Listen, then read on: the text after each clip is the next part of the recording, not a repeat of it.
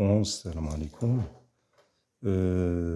À partir de ce schéma, on va résumer les étapes de la réponse immunitaire non spécifique qu'on symbolise par l'INS.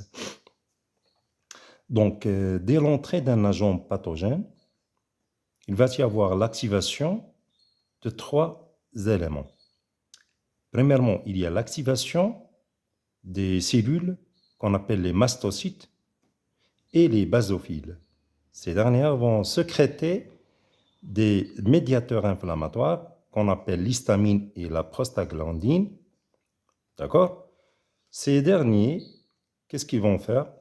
Donc, quel est leur rôle? Ils vont augmenter la perméabilité des vaisseaux sanguins pour laisser passer les globules blancs et le plasma, et la vasodilatation pour diminuer le débit des vaisseaux sanguins, bien le débit du sang.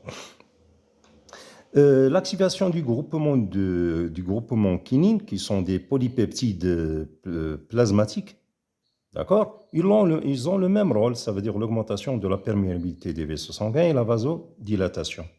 Donc, l'augmentation de la perméabilité et la vasodilatation, qu'est-ce que ceci va causer?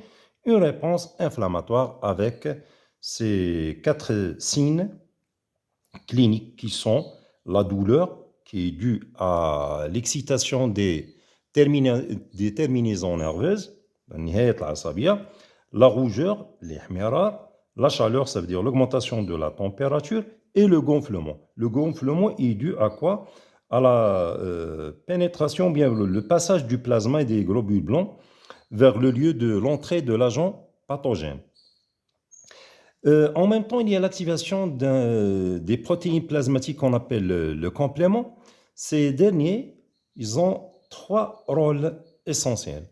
Le premier rôle, c'est la lyse directe des agents pathogènes. Il y a un homme qui la destruction de l'agent pathogène en créant ce qu'on appelle le CAM. Ça veut dire le complexe d'attaque membranaire.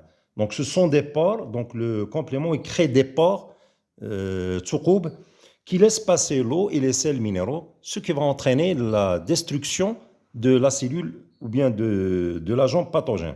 Dans la plupart des cas, ce sont des cellules, des bactéries. L'opsonisation, c'est que parfois, tel que comme agent pathogène, la bactérie du choléra, donc les cellules phagocytaires trouvent une difficulté pour fixer cet agent pathogène.